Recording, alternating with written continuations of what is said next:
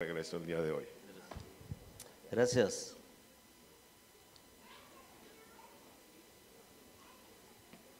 Vamos a abrir nuestras Biblias en el libro de Isaías capítulo 11, versículo 2. Mientras lo encuentran, pues reciban saludos de la iglesia en Zamora, Michoacán,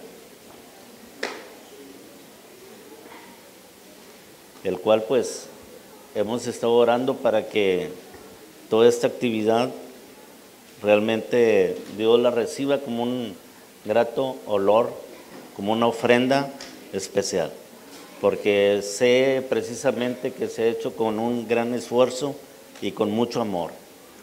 La ofrenda que se debe de dar al Señor debe ser una ofrenda donde entreguemos nuestro corazón. Quitemos las cantidades, las cifras, lo que importa es el amor con lo que nosotros podamos hacer su obra o podamos entregar ese tipo de ofrenda. Muy bien, dice la Escritura, y reposará sobre él el Espíritu de Jehová, Espíritu de sabiduría, Espíritu de inteligencia, Espíritu de consejo, Espíritu de poder, Espíritu de conocimiento y de temor de Jehová. Padre, en el nombre de Jesús, hemos abierto, Señor, esta porción de tu palabra para que seamos guiados, Señor, en tu verdad y ser confirmados y arraigados, Señor, en la fe de nuestro Señor Jesucristo por medio de tu verdad. Que tu Santo Espíritu nos pueda dar la iluminación necesaria para que conforme a la revelación que recibamos, poder ser dirigidos para toda buena obra, para la cual, Señor, tú nos capacitas. Amén. Es muy importante ver que realmente el universo espiritual, puedo decirlo así, porque Dios es creador de las cosas visibles y las cosas invisibles. Y hay un mundo invisible donde el ojo humano no puede percibir, o los 5 sentidos no pueden percibir la operación que Dios ejecuta. Tenemos un Dios invisible y cuando hablamos del Dios invisible no quiere decir que no existe, es existente, pero no se percibe con los sentidos naturales. Y en una ocasión, Jacob tuvo un sueño. Dice la Escritura que reposó su cabeza sobre una piedra y Dios lo llevó a una dimensión y le visitó un ángel. El ángel que lo visitó fue un ángel que opera en los sueños. Y dice que vio una escalera que tocaba la punta en el cielo y se apoyaba en la tierra. Esa escalera es el escalafón de operación de los seres espirituales. Es decir, en la escalera tocaba el cielo. Y ahí tenemos los espíritus divinos, el Padre, quien es el que diseña todas las cosas, es el que tiene el plan específico para que todo marche conforme a una perfección. Vemos nosotros de ese mismo rango al unigénito, al Verbo de Dios, quien ejecuta con su voz todo lo que el Padre ha creado. Y también vemos en ese mismo orden el Espíritu Santo, quien es quien ejecuta lo que el Padre diseñó o planificó, lo que el Hijo declaró, el Espíritu Santo lo ejecuta. Y el Espíritu Santo se hace realmente una función importante donde Él comanda a una cantidad increíble de seres espirituales. Y podremos ver, por ejemplo, en este pasaje que estamos viendo aquí, vemos el Espíritu Santo, el Espíritu de Jehová. Porque aquí nos está hablando este versículo que estos espíritus principales en operación estaban dentro del cuerpo de nuestro Señor Jesucristo. Y dice que el Espíritu Santo, como lo dije anteriormente, es un espíritu que existe por sí mismo, no fue creado. Hoy en día muchos científicos han dejado sus teorías porque ellos se hacen una pregunta que han afirmado por muchos años, que todo se creó de la nada. Y al final de sus años dicen ellos, de tanto filosofar, dicen, en realidad nada se puede crear de la nada. Alguien lo creó. Y realmente si usted puede ver la funcionalidad, si hay aquí un médico del cuerpo humano, es una maravilla ver cómo funcionan todos los seres vivos, ver cómo funciona prácticamente la función de los árboles, etcétera. Todo es una perfección en el cual el Señor, el Creador de todas las cosas, lo planificó en una forma tan exacta y con una amplia sabiduría, en lo cual Él también creó, como le estoy diciendo, un universo de espíritus, en los cuales realmente Dios quiere que nosotros participemos, que no solamente participemos de los que nuestros ojos puedan ver, de tal manera que Él creó un espíritu llamado el espíritu de sabiduría, y creo que yo ya le he mencionado aquí, fue el primer espíritu que fue creado. ¿Por qué? Porque a través de la sabiduría Dios lo utilizó, porque Dios siempre hace partícipe a todo lo que Él hace como creación. Si Dios nos creó, es que nos está haciendo partícipes en una obra específica, de tal manera que el espíritu de sabiduría es el primer espíritu creado y que Él empieza juntamente con los espíritus divinos a crear todas las cosas, a que todo tenga un orden en una forma impresionante. Vemos el espíritu de inteligencia, que es el poder interleer la palabra de Dios. La palabra de Dios es una de las cosas increadas también. La palabra de Dios no fue creada, la palabra de Dios siempre ha existido. Y la palabra de Dios está en los espacios dimensionales, en los textos originales, que cuando nosotros podemos alcanzar una amplia espiritualidad, podemos tener acceso a esos textos originales, en los cuales se nos revelan a través de los valores de cada palabra y poderle darle el énfasis correcto. Y el espíritu de inteligencia, cuando nosotros leemos este documento divino, que es la palabra de Dios, podemos ver la espiritualidad debajo de la gramática. Hoy en día muchos teólogos estudian la gramática del griego, del hebreo, pero están leyendo solamente la letra. Y el espíritu de inteligencia lo que hace es realmente manifestar la vida espiritual debajo de cada letra. Y cuando nosotros tenemos en operación el espíritu de sabiduría y el espíritu de inteligencia, nosotros vamos a tener una revelación. La revelación, por ejemplo, en la cual habló el apóstol Pablo, el libro de Efesios, dice que vuestros ojos sean iluminados. Y realmente la iluminación, a través de la manifestación del espíritu de sabiduría y el espíritu de inteligencia, en una forma conjunta nos van a llevar a que tengamos precisamente esa revelación.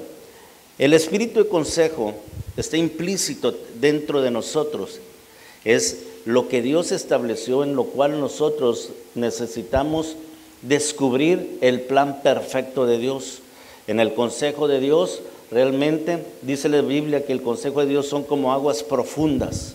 ¿Por qué? Porque realmente el que tiene la elevación espiritual va a profundizar para encontrar dentro de sí mismo el plan específico que el Señor determinó para cada uno de nosotros.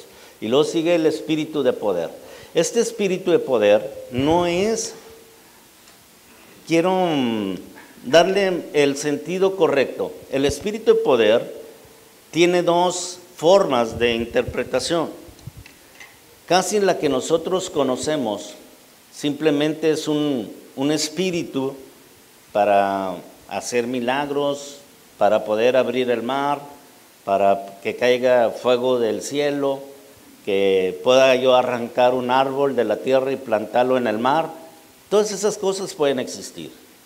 Pero el espíritu de poder que está hablando aquí tiene otra operación dentro de nosotros. Y este espíritu de poder tiene una prioridad en cada uno de nosotros que nos lleve a que nosotros realmente obtengamos los bienes espirituales. Es decir, este espíritu nos va a llevar a nosotros a que tengamos realmente la herencia verdadera en el Señor, que nosotros heredemos los bienes espirituales. Como dice la Escritura, y nos bendijo con toda bendición, ¿verdad? O nos dio todos los bienes espirituales en los lugares celestiales. Es decir, toda tu riqueza está en los lugares celestiales. La riqueza verdadera está en los lugares celestiales. Y el espíritu de poder te va a llevar a que tú recuperes precisamente todos estos valores. Es decir, el espíritu de poder te va a ir a reconectar con la eternidad. Por ejemplo, si nosotros vemos en el libro de Lucas, capítulo 5, versículo 17,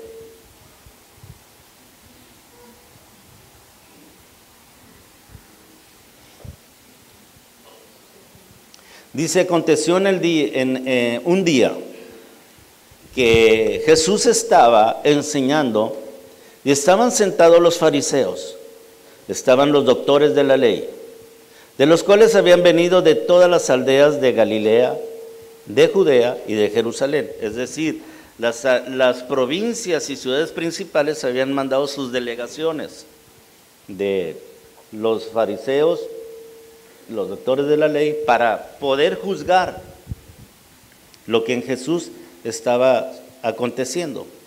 Y dice la Escritura, y el poder del Señor estaba con él para sanar. Ese poder, escúcheme bien, no es el poder para poder hacer un milagro. Ese poder te va a llevar a reconectarte con la eternidad. Ese poder te va a llevar a que tú tomes el lugar en los lugares celestiales y puedas disfrutar de todas las riquezas de los bienes celestiales. Eso es lo que hace el espíritu de poder. Versículo siguiente.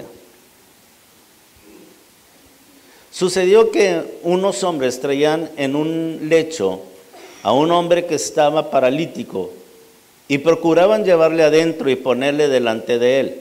Versículo siguiente. Pero no hallando cómo hacerlo a causa de la multitud, subieron encima de la casa y por el tejado le bajaron, con el lecho poniéndole en medio delante de Jesús. Versículo siguiente. Al ver la fe de ellos, le dijo, hombre, tus pecados te son perdonados. ¿Qué es lo que hace el espíritu de poder? El espíritu de poder viene a traerte una restauración interna, para reconectarte con la eternidad, para que recuperes, como yo te dije anticipadamente, los bienes espirituales. Por eso cuando dice que el poder de Dios, o el poder de Dios estaba sobre Jesús, lo que estaba haciendo realmente Jesús era activando el espíritu de poder para poder reconectar primeramente a este hombre con la eternidad. Es decir, que sus pecados, reconectarlo con el Creador, reconectarlo realmente al plan divino de Dios, a que puedan ejecutar correctamente la voluntad. Es necesario que nosotros los ministros, cuando prediquemos, los espíritus de Dios que estábamos con anterioridad leyendo en Isaías, estén en una función tan perfecta. ¿Para qué? Para que cuando estemos utilizando el espíritu de poder, realmente te pueda reconectar a ti con la eternidad, con tu Creador, que tú puedas realmente a rescatar todos los valores espirituales que Dios predeterminó que tú tuvieras, pero a causa de estar envueltos en esta naturaleza humana, carnal, realmente los perdemos la visión. Estamos completamente ciegos y realmente el espíritu de poder nos lleva a que tomemos un lugar de primogenitura. El espíritu de poder nos lleva a que nosotros podamos recuperar una herencia, que seamos realmente los herederos del reino de Dios. Eso es lo que hace en operación este espíritu. Y viendo esto, dice la Escritura, en el pasaje que nos quedamos de Lucas, le dijo a este hombre: tus pecados te son perdonados. Vamos adelante. Entonces los escribas y los fariseos comenzaron a cavilar diciendo: ¿quién es este que habla blasfemias? ¿Quién puede perdonar pecados sino solo Dios? Adelante. Jesús, conociendo los pensamientos de ellos, respondió y les dijo: ¿qué caviláis en vuestros corazones? ¿Qué es más fácil decir: tus pecados te son perdonados, o decir: levántate y anda? Lo que le estaba diciendo anteriormente, que la operación de Dios espiritual no lo capta. Nuestros ojos naturales, nuestros sentidos naturales no tienen la capacidad de captar lo que Dios está haciendo en el plano espiritual. En el plano espiritual, lo que estaba haciendo realmente ese paralítico, estaba su espíritu, su corazón, su hombre interior, estaba siendo completamente restaurado para conectarlo realmente con el Padre Celestial. Es decir, lo que podemos ver de todas las doctrinas en la cruz del Calvario, que nos lleva precisamente a recuperar una gloria perdida, de lo que habla acerca de la glorificación. Cuando vemos las doctrinas de la cruz, podemos ver la ira de Dios, podemos ver la manifestación del pecado, la redención, expiación, propiciación, la regeneración, el ser la justificación, la santificación, la glorificación, que es el punto que realmente nosotros debemos de caminar para recuperar una gloria que se perdió. El hombre un día tuvo gloria y la perdió. ¿Cómo la perdió? El hombre la perdió porque realmente Satanás puso en su cerviz del hombre un yugo. ¿Qué es lo que estoy diciendo? Mire, yo quiero decirle algo. Hay un lugar de operación. Todos los espíritus que yo estoy mencionando tienen un lugar de operación, que es la cerviz. Usted podrá ver en la Biblia que dice duros de cerviz, ¿verdad? Y siempre cuando habla duros de cerviz está hablando acerca de una rebelión. Lo que hizo Satanás realmente con Adán y Eva en el huerto era ponerle un yugo en el cual iba a bloquear la cerviz, de tal manera que el hombre no podía ver espiritualmente. El hombre perdió toda sensibilidad, el hombre perdió todos los poderes del siglo venidero, es decir, toda la herencia que Dios predeterminó que él podrá gozar en los lugares celestiales, realmente la había perdido porque el diablo le había puesto un yugo en la cerviz. Por eso es importante cuando vemos nosotros lo que dice la Escritura en Isaías capítulo 10, 27. Es una profecía que se le da al pueblo de Dios. Leamos lo que dice la Escritura. Acontecerá en aquel tiempo que su carga será quitada de su hombro. Habla de una carga. El pueblo de Dios se tiene que liberar de una carga. Y dice: y su yugo de tu cerviz, el yugo se pudrirá a causa de la unción. ¿Cuál yugo? El yugo que pone Satanás. Es decir, mire, todas las operaciones son a través de la cerviz. No le voy a decir exactamente el lugar, yo sé en cuál lugar entran y salen todo tipo de espíritus. Los espíritus entran y salen desde un punto importante del cuerpo humano. Y yo quiero decirle que realmente lo que hace Satanás es poner a la humanidad una cerviz, bloquear la cerviz, poniéndole un yugo, para que las operaciones de Dios realmente no se puedan llevar a cabo. Por eso cuando vemos nosotros el profeta Ezequiel capítulo 8 versículo 3, veamos la operación.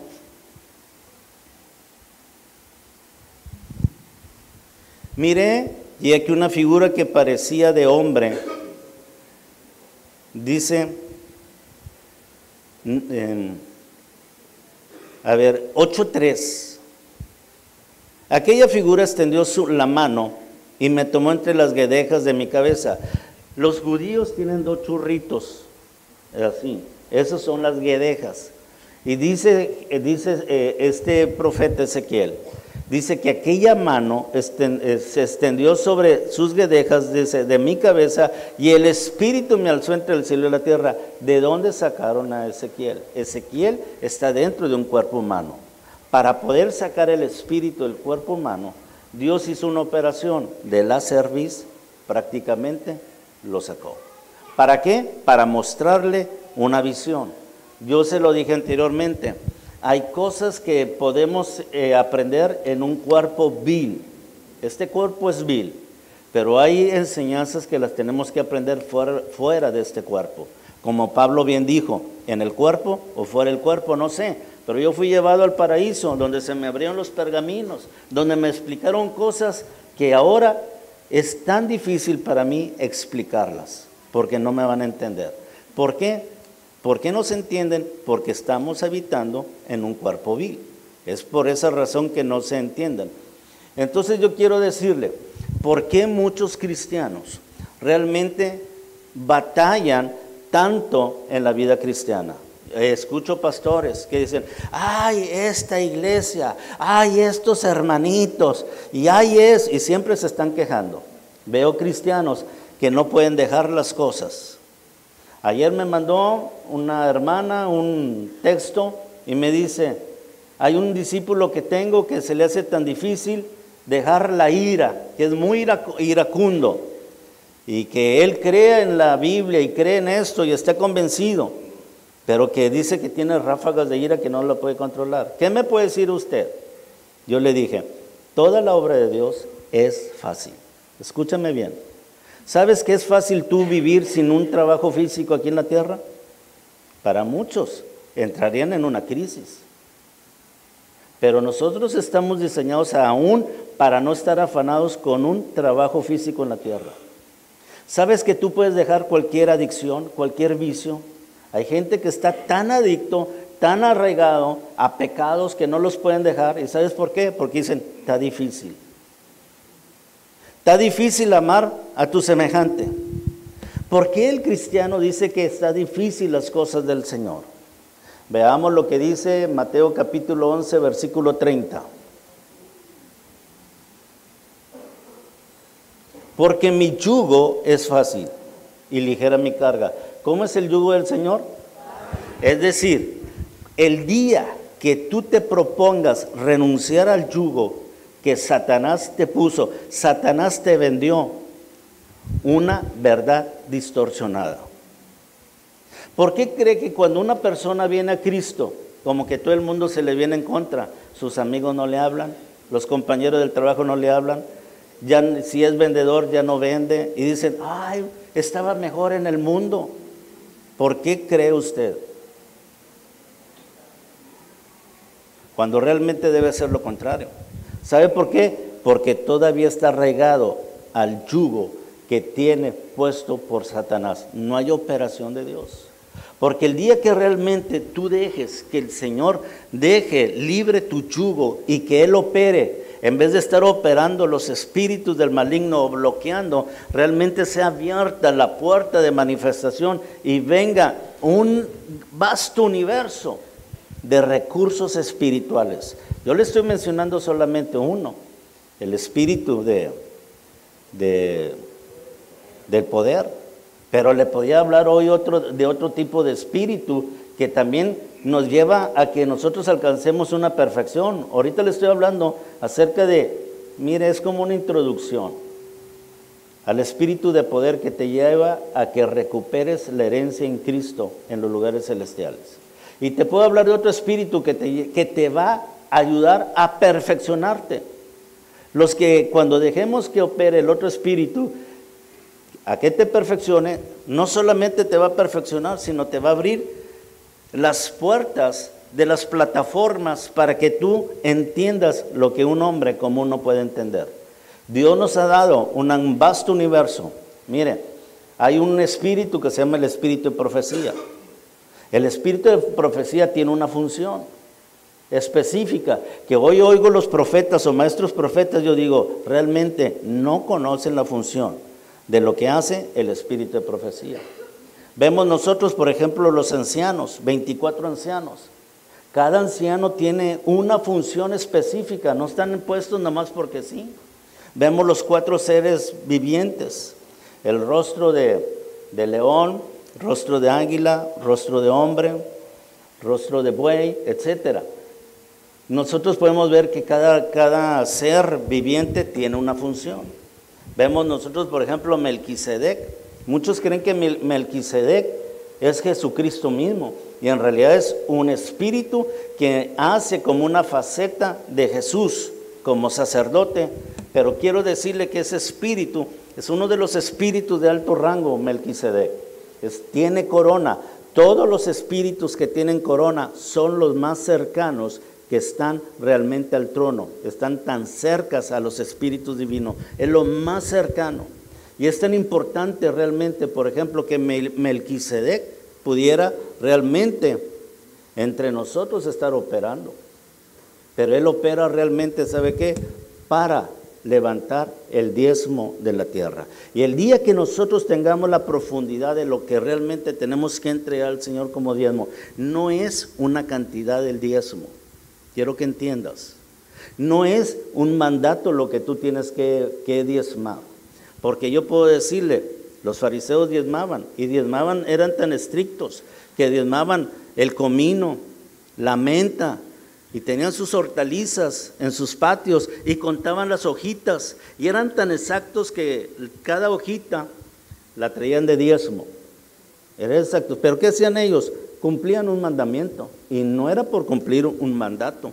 Muchos de ustedes quizás puedan cumplir con un mandato de traer el diezmo, pero el diezmo tiene una mayor profundidad de revelación. Yo le dije, mientras nosotros no demos todo lo que demos con todo nuestro corazón, no estamos dando nada. Aquella mujer que un día estaba en el templo del Señor, que tenían el arca donde traían las ofrendas, trajo 2 monedas, 2 blancas, las depositó. Dice que era todo lo que tenía la mujer, todo su sustento. Jesús dijo, quiero decirles que esta mujer dio más que todos ustedes, porque todos ustedes dieron lo que les sobra. Pero Jesús no estaba viendo la cantidad, ni de uno ni de otros. Jesús está viendo lo que esta mujer había dado, había entregado su vida, había entregado su amor. Y yo quiero decirte que mientras tú no vengas aquí, olvídate de los ceros que tiene el billete, que tú te entregues. El día que tú vengas aquí al frente a entregar la ofrenda, que tú te estés entregando juntamente con tu ofrenda. Esa es la ofrenda que agrada al Señor. Y le voy a decir una cosa, si tú tienes esto, realmente, porque es un principio, porque para poder edificar el templo se necesita una señal, y la señal se llama diezmo. Porque estoy tomando ¿qué es lo que hace Melquisedec? No me estoy desviando del tema, porque estoy hablando de qué es lo que hace cada operación de espíritus. Porque es tan vasto realmente todo el universo espiritual. La Biblia es un libro espiritual. Nosotros tenemos que vivir una vida completamente espiritual. Porque yo quiero decirle que la base de la ofrenda y del diezmo, cuando nosotros lo entendemos y lo damos, nos damos a nosotros mismos. Porque lo que hizo, por ejemplo, Abraham, cuando diezmó a Abraham, él se entregó a sí mismo. Cuando diezmó a Abel dice que trajo de los primogénitos, de lo más gordo, trajo lo mejor. ¿Qué es lo mejor que hay en tu diezmo? Lo mejor que hay en tu diezmo no es la paca de billetes. Lo mejor de tu diezmo es tu corazón, es tu vida entera, que tú te deposites representándolo por una cantidad. Ese es el verdadero diezmo. Y cuando tú lo haces así, esa es la señal que Dios necesita para poder edificar una casa. ¿Cuál casa? Tu propia vida.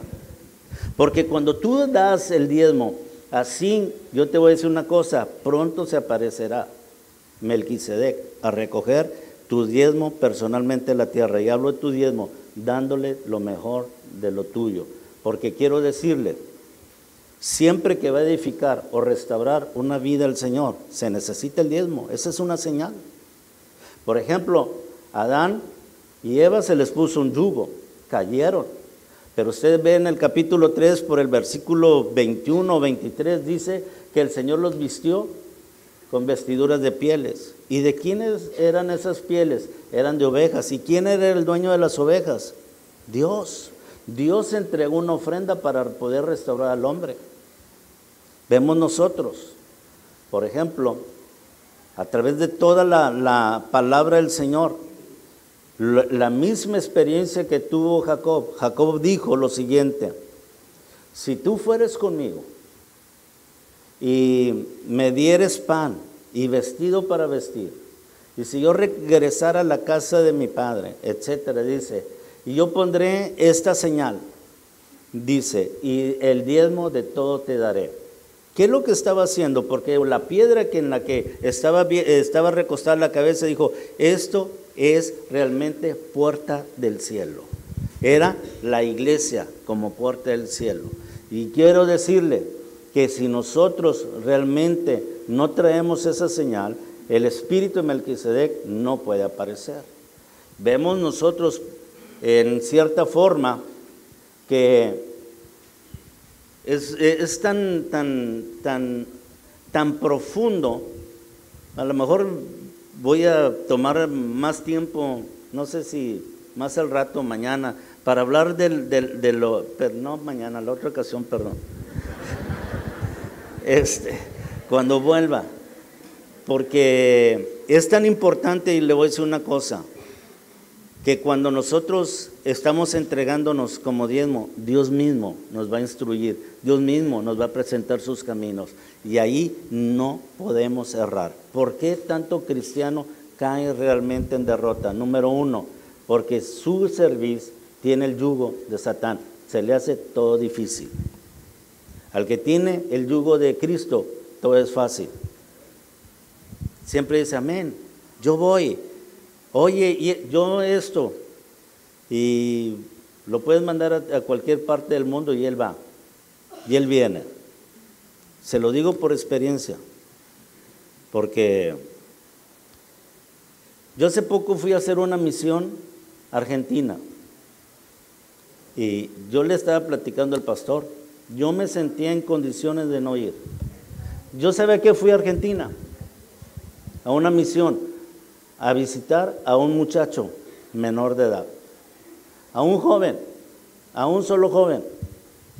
Y yo le dije a este joven, ¿sabes qué? Tú sabes bien que he venido a varias ciudades y varias iglesias, pero yo no vine a esos, soy una parábola, yo vine por ti. Y le empecé a hablar en la profundidad del corazón, Dios me mandó por esto y esto. El muchacho empezó a llorar, porque todo lo que yo le dije, todo estaba sucediendo en su vida. Fue algo tan impresionante. Pero antes del viaje yo me sentía realmente que no podía hacer ese viaje. Número uno, porque tengo que conseguir las finanzas. Yo vivo por la fe. Y le digo una cosa, yo no tengo un sueldo. Tengo un montón de años que no tengo un sueldo. Todo mi dinero yo me lo gasto en la obra del Señor. Todo mi dinero. Y quiero decirle que a veces pago un montón de pasajes. Voy a viajes a Asia para encontrar un niño, porque tengo que cumplir el plan de Dios. Ahora este mes pasado fui a Sudamérica por un solo joven de escasos años, y le dije todo el camino perverso que estaba tomando, todos los pensamientos que el diablo le había sembrado, y le dije el plan, le revelé todo el plan de Dios, le dije, escoge. Y el niño se arrepintió de su obra. Y entonces yo quiero decirle, fui a predicar las iglesias, sí, pero yo no iba a las iglesias. Soy una parábola. Como ahorita estoy enfrente de usted, hay una voz que no es la voz de Antonio Zuno. Hay una voz que está escondida, que si realmente tú logras escucharla y que tú logras realmente el mensaje que Dios te está dando, yo le voy a decir, usted es el que va a brincar a un nivel espiritual mayor. ¿Por qué? Porque mi mensaje no es para motivarte, mi mensaje no es para ampliar tu conocimiento.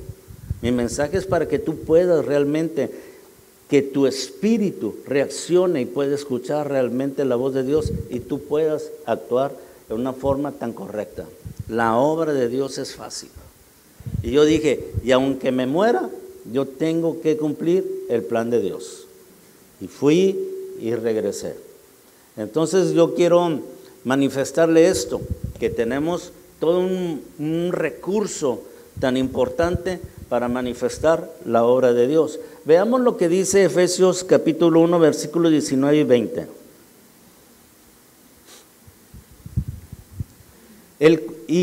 ¿Y cuál la supereminente? Fíjense la palabra, supereminente o supereminencia, grandeza de su poder. Ese poder es el espíritu de poder.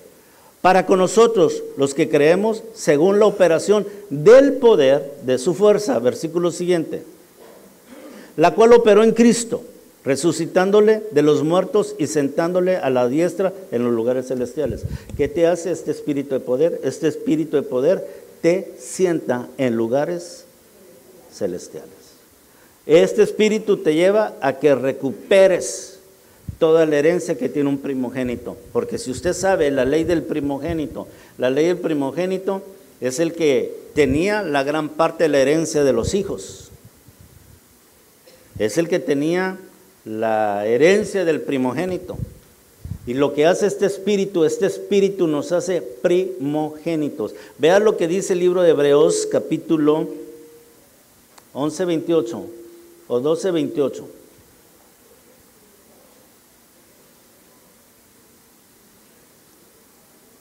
No es ese. 12.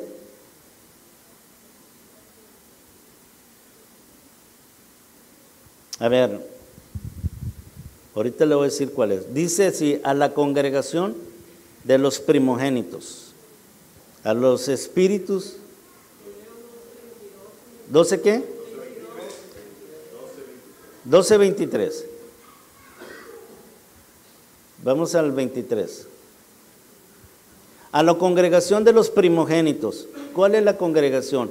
Esa congregación de primogénitos son la que nosotros tenemos que ser partes, donde el espíritu de poder nos va a llevar a que seamos primogénitos. El primogénito le pertenece al Señor. Por eso cuando habla acerca de Jesús, el libro de Romanos capítulo 8, versículo 29 en adelante, pongamos atención.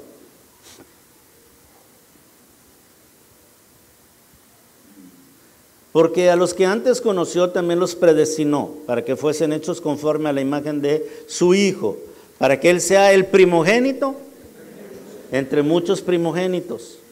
O sea, que sea el primogénito entre muchos hermanos. ¿Cuáles hermanos? Los que tienen su propia genética, la genética del varón perfecto.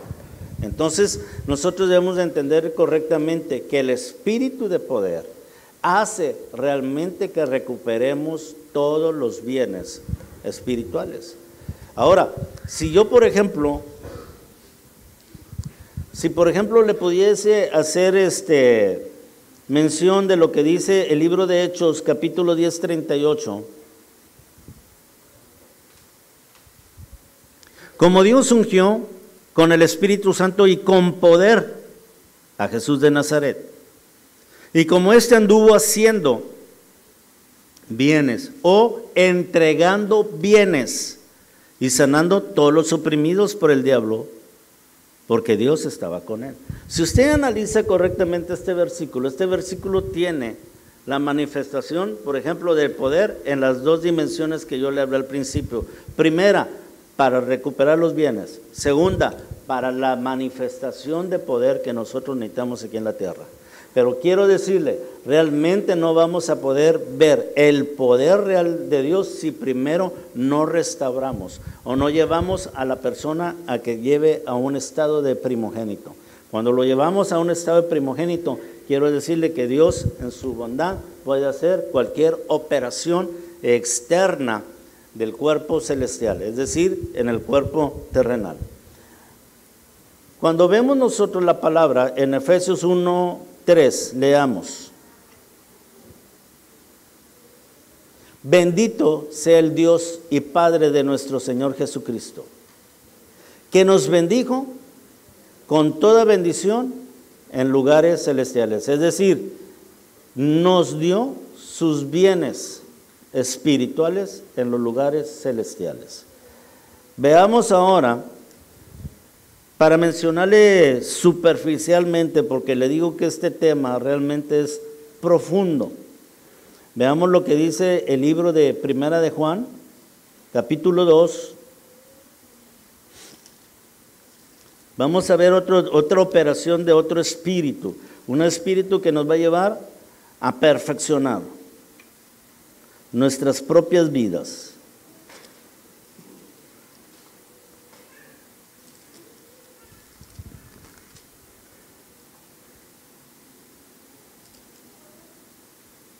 Vayamos al capítulo 2, versículo 5.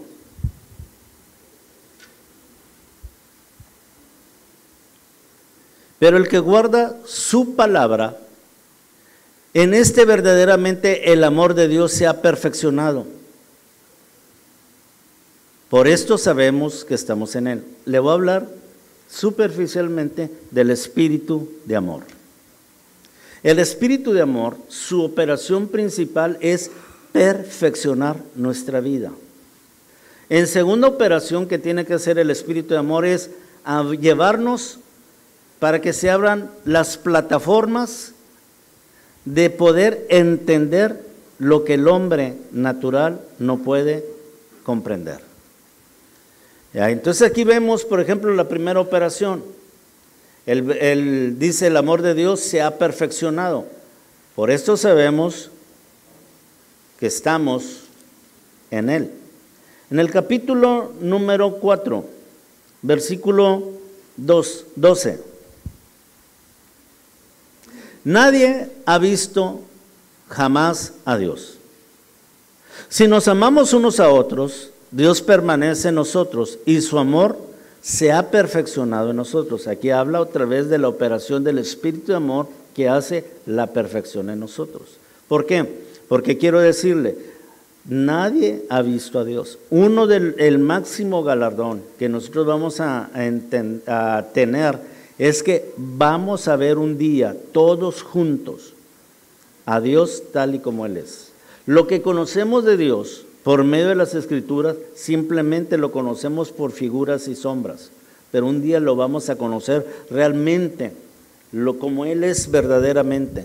Pero quiero decirle, para poderlo ver, necesitamos echar mano de todos los recursos espirituales que Él nos está marcando. ¿Para qué? Para que un día lo veamos tal y como Él es. Para que nosotros, a través de los años que estemos caminando sobre esta tierra, realmente nosotros podamos alcanzar el nivel, alcanzar la medida, a que realmente muramos, como dice la Escritura, lleno de días, en gran vejez. Pero gran vejez no se habla de tanto en años, sino que habla de haber alcanzado el nivel de la perfección. Aquí mismo en el capítulo 4, versículo 17.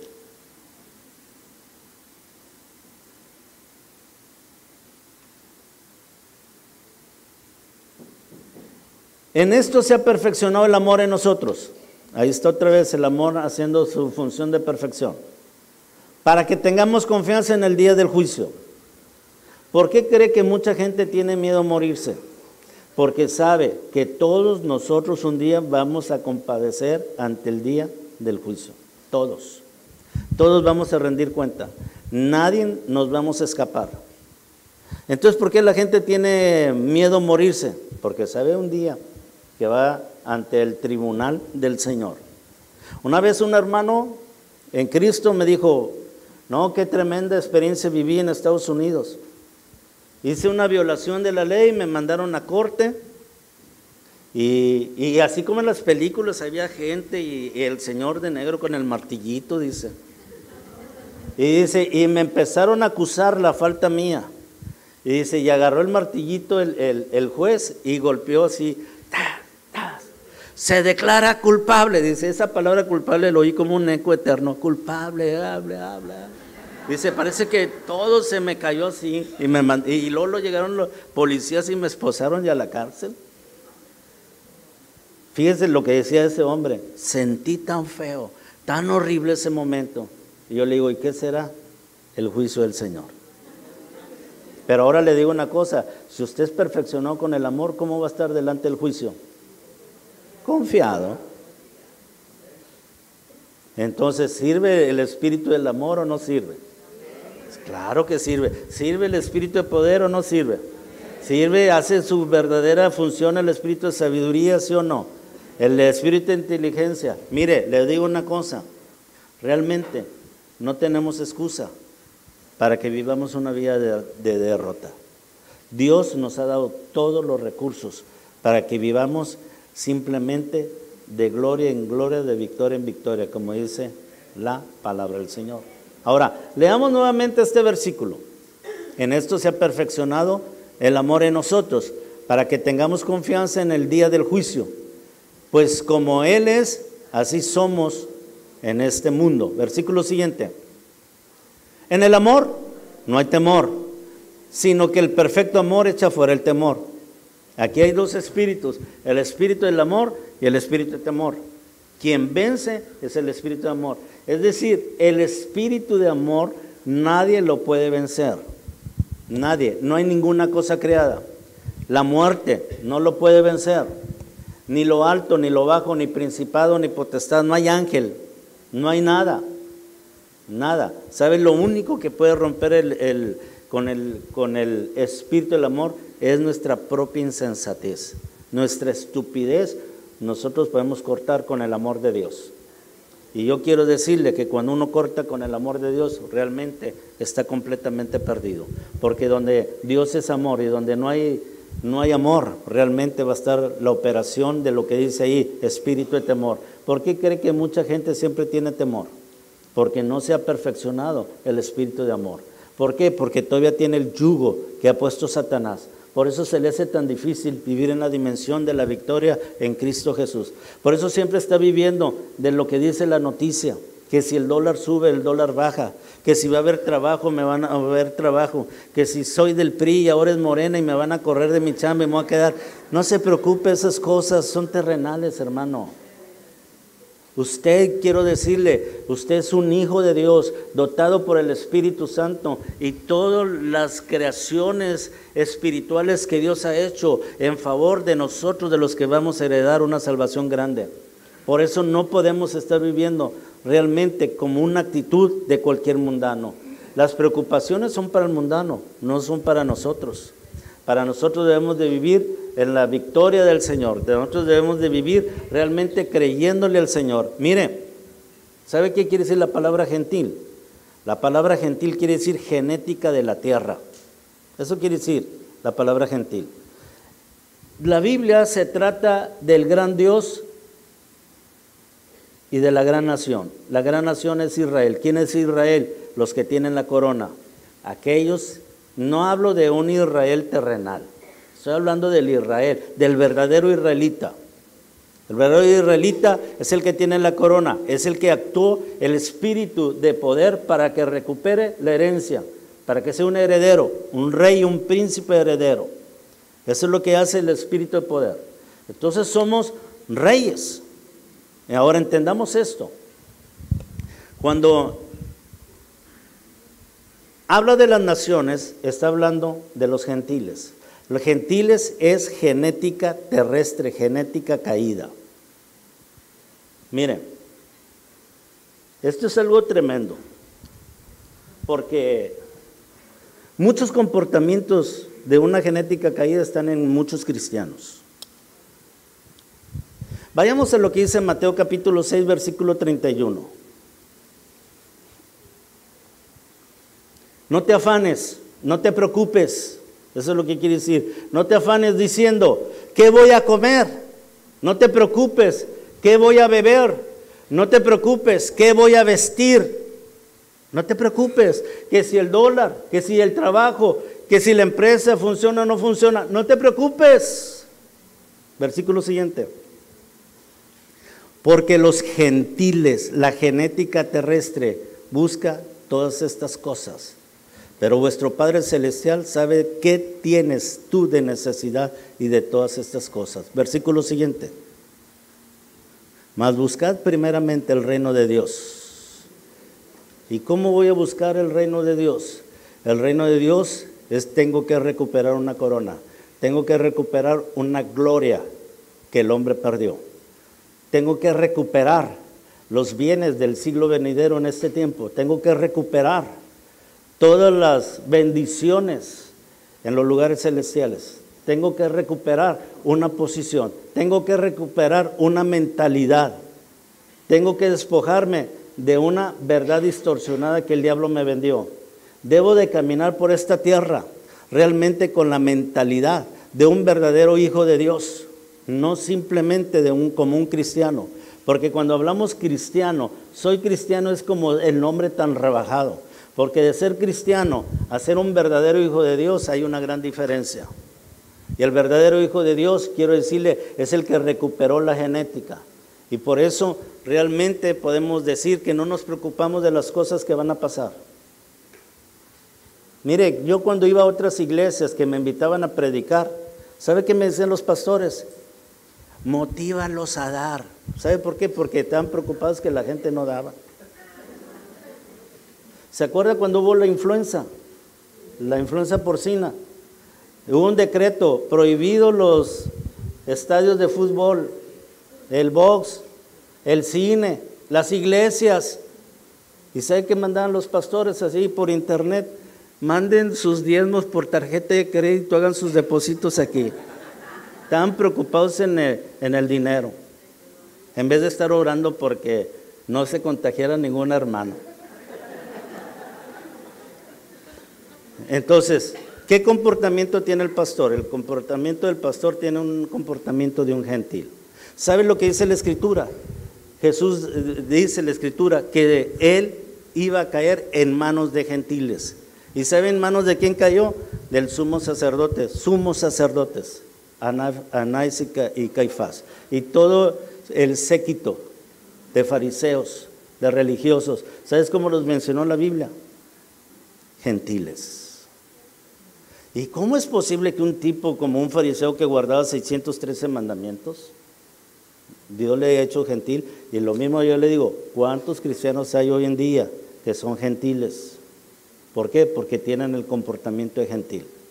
Están llorando siempre, no hay dinero, no hay dinero. Mire, tu moneda no se llama dólar, no se llama euro, no se llama tarjeta de crédito, tu dinero se llama Cristo.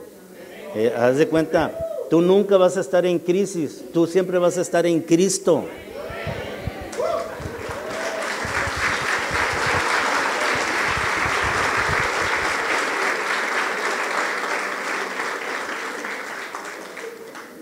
Pues ya para terminar, porque el tiempo se terminó, me dijeron que 1 hora. Vayamos a lo que dice Efesios capítulo 3, versículo 16. Para que os dé conforme a las riquezas. ¿Cuáles las riquezas? En los lugares celestiales. De ser fortalecidos con poder, ahí está el poder, en el hombre interior por su espíritu. Ahora ponga mucha atención a lo siguiente. Vamos adelante. Para que habite Cristo por la fe en vuestros corazones, a fin que de arraigados y cementados en amor, ahí está el espíritu de amor. Ya le mencioné en estos 2 versículos el espíritu de poder y el espíritu del amor. Versículo siguiente. Para que seáis plenamente capacitado o capaz de comprender como todos los santos o con todos los santos, el cual sea la anchura, la longitud, la profundidad y la altura. Si yo le podría decir a alguien, sácame las medidas para sacar la medida sobre este edificio, y pues aquí tenemos arquitecto, el pastor, y va a decir, bueno, largo, ancho, alto, pues me va a dar una dimensión, pero ¿y la profundidad? Dime cuánta profundidad tiene y multiplícalo, y no es de los cimientos para abajo, porque no te va a salir, porque la profundidad es una medida y la altura es otra medida. Porque ¿sabes tú que el arca de Noé tenía estas 4 medidas? El arca de Noé tenía altura, anchura, largura y profundidad. ¿Sabes para qué es esto? El día que tú comprendas la dimensionalidad de Dios, la cuadradimensión de Dios, yo quiero decirle que realmente es cuando el amor te perfeccionó y te abrió las puertas de entender lo inentendible a la mente humana. Eso es lo que es el amor, a que tú seas capacitado, a que tú comprendas, como todos los que lo han logrado, como todos los santos, para que comprendas lo inentendible. Porque el apóstol Pablo también les dijo en 1 Corintios capítulo 2, versículo 6, vayamos adelante. Sin embargo, hablamos sabiduría, el espíritu de sabiduría, entre los que han alcanzado madurez o perfección. Esa madurez, usted puede verlo en alguna otra versión bíblica, dice perfección. Madurez y perfección es lo mismo. ¿Y quién te lleva a la perfección? El amor. Dice aquí, y sabiduría no de este siglo, ni de los príncipes de este siglo que perecen. Versículo siguiente.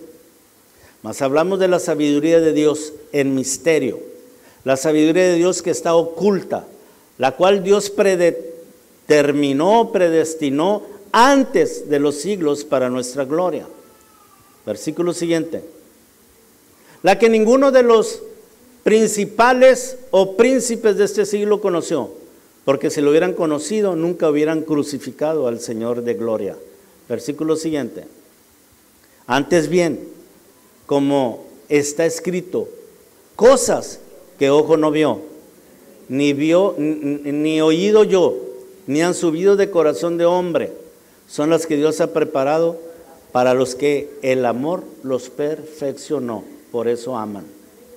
Es decir, el amor te lleva a la plataforma para abrirte las puertas, para que entiendas lo inentendible, lo que ni la Universidad de Harvard, ni los principales pensadores de este mundo, ni siquiera han podido indagar. Dios los ha preparado para nosotros. Por eso tenemos que vivir la dimensión espiritual en el Señor. La paz del Señor sea sobre ustedes y vamos a orar.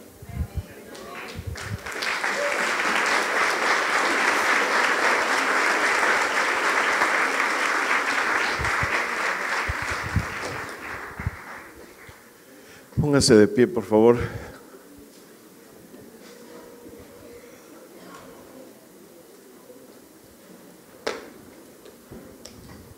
Solamente quiero decirle, pues, además ya con esta enseñanza, que vayamos a entregar la mejor ofrenda. Nuestro diezmo soy yo mismo, ¿ok? Y por favor, muestra el amor de Dios a toda la gente que esta tarde va a ver, y por muchísima, creo yo, mucho más que ayer, ¿verdad?, en las calles de nuestra ciudad.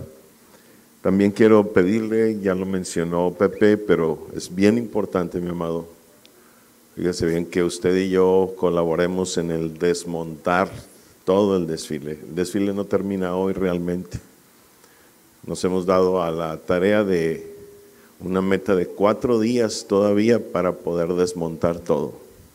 Entonces le encargo, por favor, que se dé un tiempo, vaya al terreno, nos ayude, ¿verdad?, a recolectar todo. Quiero decirle algo, en este año como nunca, yo creo, hemos reciclado material de los otros desfiles.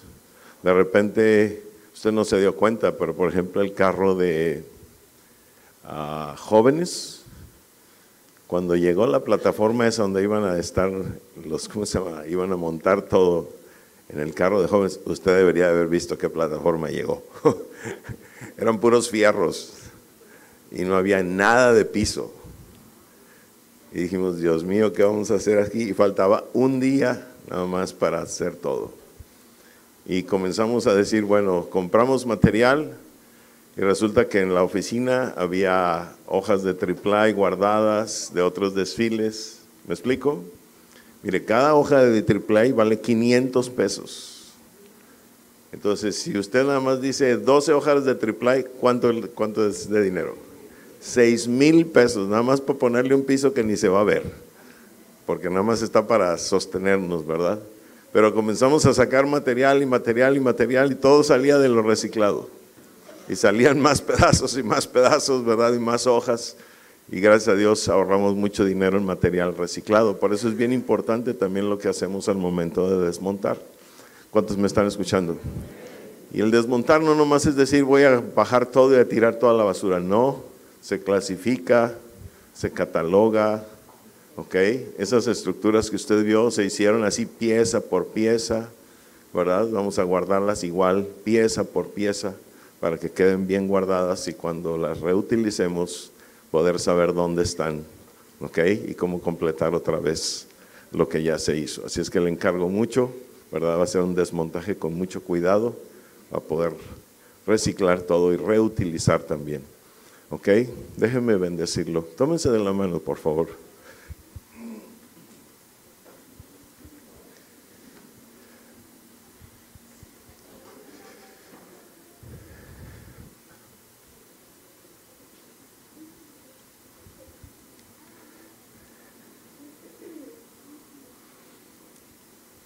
Señor, te damos gracias por tu palabra. Y si algo podemos decir es que ese amor que nos lleva a guardar tu palabra es lo que ha venido cambiando nuestras vidas y acercándonos a ti cada vez más. Te pido, papá, que ese amor sea también lo que esta tarde sea perceptible en medio del pueblo de Los Mochis, en medio de la ciudad de Los Mochis. Te pedimos, oh papá, que se pueda sentir claramente por todos los que han de ir, en el nombre de Jesús. Y oramos porque nada los detenga esta tarde para asistir al desfile y ver la alegría y el gozo de haberte conocido y ahora de estar entendiéndote poco a poco, cada día más. En el nombre precioso de Jesús, bendigo esta congregación, Señor. Bendigo mi congregación. Y te pido que cada uno de nosotros seamos esa ofrenda hoy acepta delante de ti, ofrenda agradable delante de ti, dando de corazón lo mejor de nosotros.